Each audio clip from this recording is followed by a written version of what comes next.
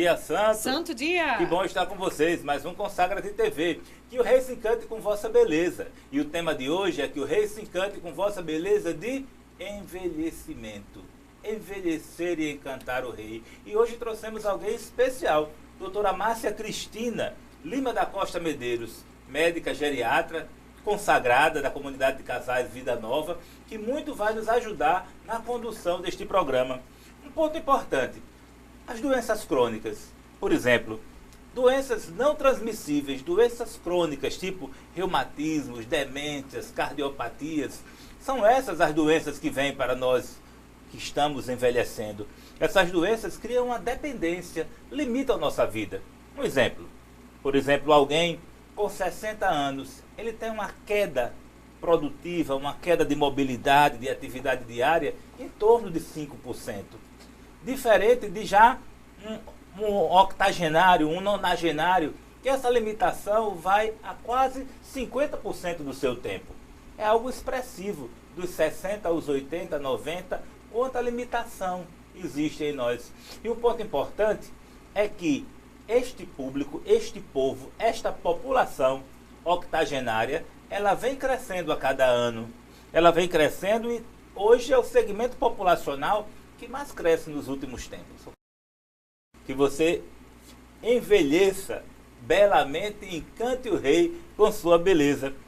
É interessante, pessoal, como é repugnante como as pessoas mais velhas são tratadas. As pessoas, por exemplo, de 50 anos, ela é velha. De 60 anos é velha. Já existe uma discriminação para os 50, para os 60, e que hoje já existe aos 40 anos. Por exemplo, se você tem 40 anos de idade, você já não consegue um emprego. Você já é tido como uma pessoa velha, como uma pessoa sem condições de assumir um novo emprego, uma nova jornada, na maioria das empresas. É interessante isso, meu Deus do céu, que coisa mais repugnante. Mas qual seria a idade ideal? Já que aos 40 você já está velho, então viver só até os 40 e morrer aos 40? Diz que nos 40 que começa a nossa vida, né? Ou ficar, por exemplo, com 20 anos de idade para sempre. Congelado? Congelar nos 20 anos de idade. Loucura, devaneio. Muita força sem experiência e sabedoria. Ou morrer novo, ou envelhecer e viver mais tempo. O que seria melhor? Então, Mara, puxando para a nossa espiritualidade, São José. São José, pai nutrício de Jesus. São José era novo ou São José era velho? Nós temos que compreender que São José passou pelas diversas etapas, tá certo? Agora veja só, São José foi escolhido entre todos os homens, entre todos os varões. Você pode até imaginar, mas a escolhida não foi a Virgem Maria? Sim, é verdade. A Virgem Maria deu o seu sim e ela foi escolhida. Agora compreenda, meu irmão. Para ela ser escolhida para ser a mãe de Deus, muitos talentos, muitos dons, muitas graças ela recebeu. O que eu quero que você compreenda é que São José também. Meu amor, ele foi escolhido para cuidar dos dois grandes tesouros de Deus, a Virgem Maria e Jesus. Então foi um homem que teve muitos talentos também, você compreende isso? Agora, a sua pergunta, se João José era novo ou velho, de idade avançada ou não, é uma coisa que a gente não tem como responder. Se formos buscar os evangelhos, no Evangelho de Mateus, Evangelho de Lucas, nós vamos encontrar como referência de São José que ele era um homem justo. Isso aí nós podemos dizer. Tá certo? Nós podemos dizer que São José era carpinteiro, nós podemos dizer que São José teve a graça da revelação de um anjo, São José viu o menino Jesus, ele estava presente no nascimento de Jesus, ele levou Jesus para lá, ele levou Jesus para cá, foi para o Egito. São José escutava do menino Deus a palavra Pai. São José esteve presente naquela viagem que foi para o templo, depois ficou com a Virgem Maria procurando onde estava. E aí Nossa Senhora vai dizer o quê? Não sabe, Jesus, que teu pai e eu? Então, era o pai, foi aquele que foi escolhido para nutrir, foi aquele que foi escolhido para cuidar de Jesus. Então parece que era um homem, então, muito vigoroso, muito viril. Muito vigoroso, muito viril, escolhido para defender. São José estava ali para proteger. Você compreende isso? São José era o pai da família. Era essa a família de Nazaré que se apoiava nele. Agora, veja só, nós não podemos dizer que São José estava presente no momento da paixão de Cristo. Veja só, naquele momento, não é? A Virgem Maria estava lá e Jesus chama João, eis aí a tua mãe. Então, nós não podemos fazer essa conta que Jesus estava presente. Mas também teve aquela outra passagem, César, que quando falavam de Jesus, perguntava e eles responderam... Não é Jesus, o filho de José, o carpinteiro, na vida pública de Jesus. Como se na vida pública de Jesus, São José estivesse vivo ali na esquina com a carpintaria, porque ele não era tão importante assim. Se fosse um filho de um juiz, de um desembargador... Para tanto tempo depois de sua morte, dizerem que Jesus era o filho do carpinteiro. Então vamos fazer uma conta rápida. Existem uns apócrifos, né, que vai dizer que São José foi escolhido entre os homens que tinham condições de casar. Vamos colocar 20 anos aí. Um homem que esteja pronto para casar, no mínimo 20 anos. Se ele tivesse mais acompanhado Jesus, mais uns 20, 30 anos, 50 anos, 60 anos, era um homem velho? Não, de forma alguma. Afinal de contas, se ele não fosse um homem jovem, viril, ele não poderia cuidar, sustentar e proteger. Agora colocam São José como um velhinho nas imagens. Mas a gente vai chegar lá porque disso. Agora veja só, meu irmão. Eu quero que você compreenda que São José tinha a missão, a meta de cuidar de Jesus e da Virgem Maria, tá certo? Então, desde sempre, não estou dizendo que ele era o imaculado José, mas desde sempre ele foi preenchido com a graça de Deus. Características humanas de um novo, São José teve. Características humanas de uma pessoa mais velha, São José também teve. Você pode até perguntar, mas Mara, o que significa isso? Vamos supor, os jovens têm muitos sonhos. Mas quando se é mais velho, se tem metas. E São José tinha sonhos e tinha metas. Nós podemos perceber que o jovem tem força, mas São José teve coragem, meu irmão. São José era um homem de coragem. Os jovens, eles têm muito entusiasmo, tá certo? Mas São José, ele tinha o vigor, a disposição de fazer, de enfrentar. Muitos jovens têm liberdade, mas falta responsabilidade. São José tinha liberdade e responsabilidade. Percebam, as características humanas necessárias São José tinha, independente de ser novo, independente de ser mais velho. Muitos jovens têm autoestima. São José tinha confiança em Deus. Ele sabia que aquela confiança iria levar. Agora veja, São José, patrono de quem? Dos trabalhadores da igreja. Não era dos preguiçosos não, viu? Gente, tem tanto jovem que está cheio de preguiça, não é? Enquanto se imagina que o jovem está muito forte. Então, nós temos que compreender isso. Ele é o patrono, tá certo, da Igreja Universal. Então, não é qualquer hominho, não é qualquer jovenzinho, não é qualquer velhinho. É um homem escolhido para representar, para estar diante da família de Deus. Agora, por que então se fala que São José, não é, era esse velhinho? Veja só, um dos dogmas de nossa igreja é a virgindade perpétua de Nossa Senhora. Não é isso? Então, muitas pessoas imaginam que não uma força de Deus, mas uma característica humana que, se ele fosse velho, ele ia permitir que a Virgem Maria continuasse sempre virgem. Isso não é assim, meu irmão. Nós temos que compreender que a castidade foi algo que estava determinado no coração tanto de São José como da Virgem Maria. E eles queriam estar entregues a Deus, inteiramente a Deus. Você entende isso? Aí você pode até olhar para mim, mas Mara, como um homem vai conviver com uma mulher sem ter relação sexual? Eu te respondo. Quantos e quantos homens, hoje em dia, têm seus diversos problemas hormonais, problema de próstata, isso e de aquilo, e suas mulheres são fiéis e vivem com aqueles homens como companheiras, sem ter relação sexual. Então, não era pela condição de São José ser jovem ou ser velho que ele respeitou a Virgem Maria. Isso estava no coração, você compreende? Isso é determinação, e São José tinha essa determinação. Pois é, valei-me São José. Olhe, velho, é quem não tem projetos. Se você tem projeto, você é um homem jovem e vigoroso. Mas precisamos envelhecer. Mas olha, um outro ponto importante é que o envelhecimento, que naquela época era um fenômeno. No tempo de José, as pessoas não viviam tanto tempo como hoje, 70, 76 anos. 40, 45, 50 já estavam aí indo-se embora porque não tinham os avanços médicos. Então era um fenômeno, um idoso antigamente. Mas hoje é uma realidade da sociedade. Tanto é verdade que estima-se que no ano de 2050, se Jesus não voltar até lá, existam cerca de 2 bilhões de pessoas com 60 anos a mais no mundo, e a maioria delas vivendo nos países pobres e em desenvolvimento. No Brasil, mais de 17 milhões de idosos. Então, doutora Márcia, como está o processo de envelhecimento no mundo? Até o século XX, nós éramos tidos como um país, né, e até um mundo relativamente jovem.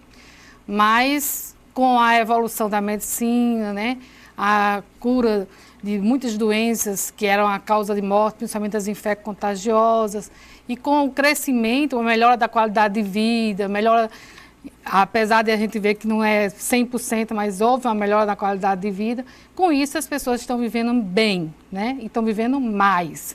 Então, como o César bem colocou, até o século passado, assim, a estimativa de vida, o pessoal raramente chegava a 65, 60 anos. Hoje, né, a gente encontra muito octogenário, até centenários, a gente encontra com qualidade de vida, né? Então, isso realmente reflete que a gente precisa pensar melhor de como nós estamos vivendo hoje, para que o nosso amanhã tenha uma perspectiva também positiva.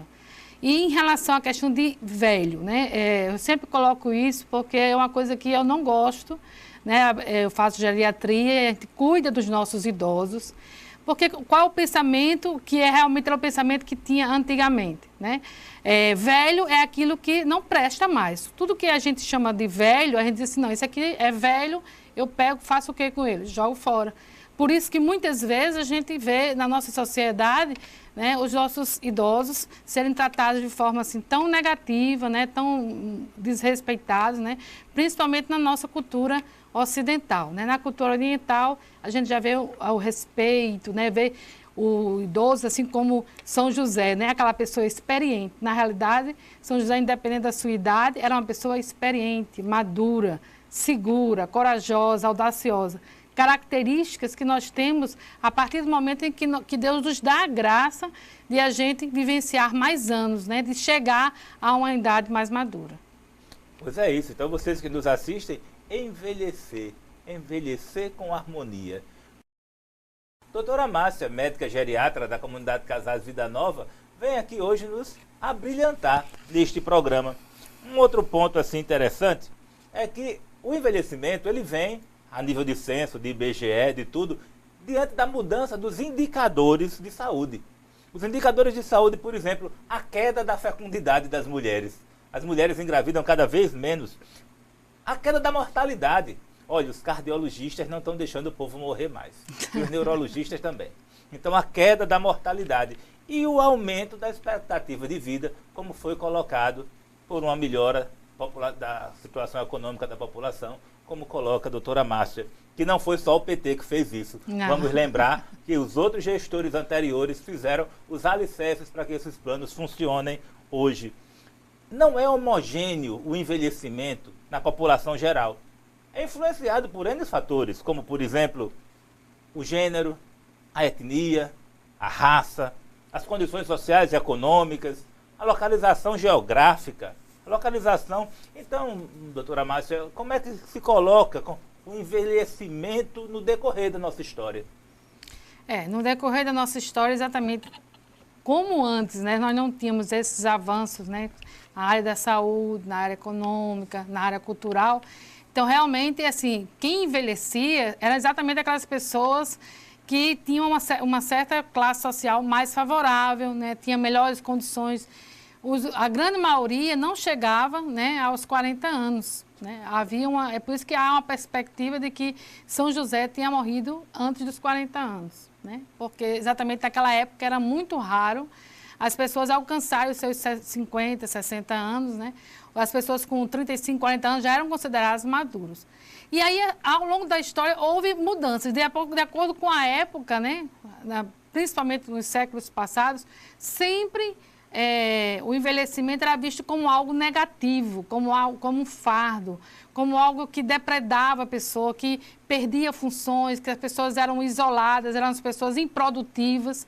E tudo isso gerou assim, um conceito negativo. Então, até as pessoas pediam muitas vezes assim, eu não gostaria de envelhecer, queria morrer jovem, e muitas vezes deixavam de usufruir tudo aquilo que Deus tinha reservado para eles, através do seu amadurecimento, através dele chegar a uma idade madura, de visualizar o crescimento dos seus filhos, ver seus netos, realizar muitas vezes sonhos que eles tinham na juventude.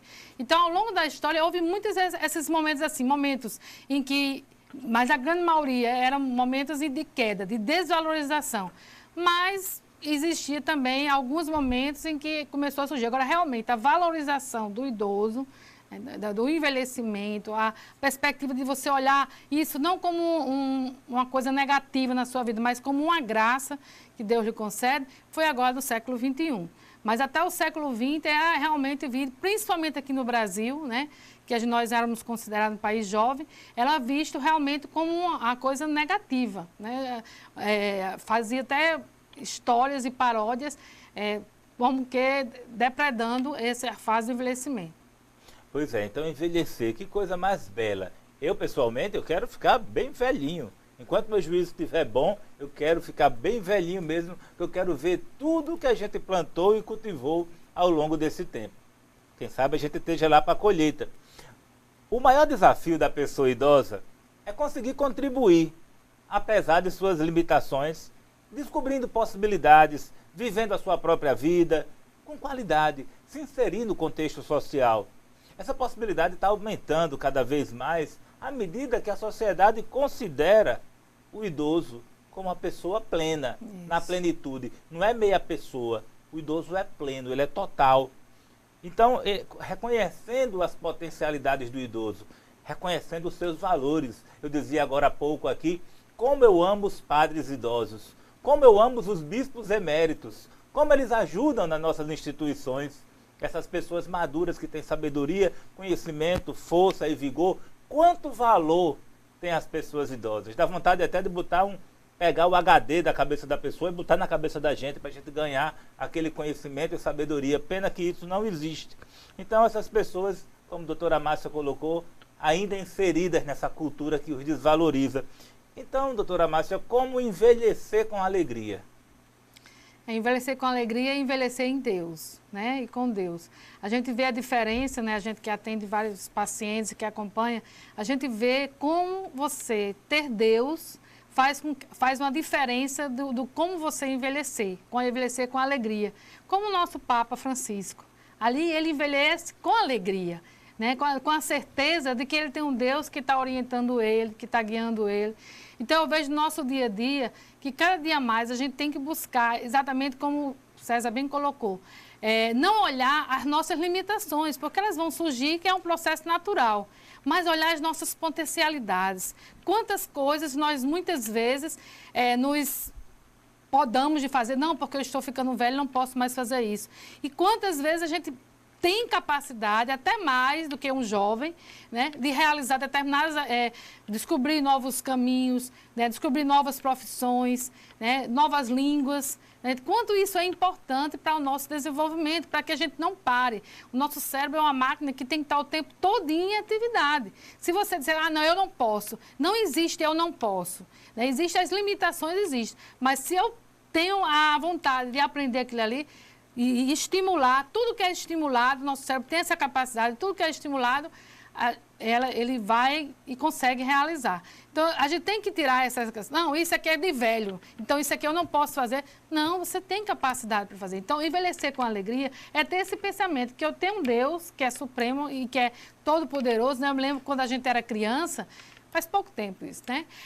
Quando a gente era criança, a gente olhava a Deus, o quê? Aquele senhor barbado, mas que a gente tinha aquele respeito e que sabia o quê? Via nele a sabedoria, a paciência, o amor, a ternura, assim como nós víamos nossos avós paternos, maternos, né? Os nossos pais. Então, hoje, assim, eu vejo assim, muito isso, meu pai. Meu pai tem 81 anos.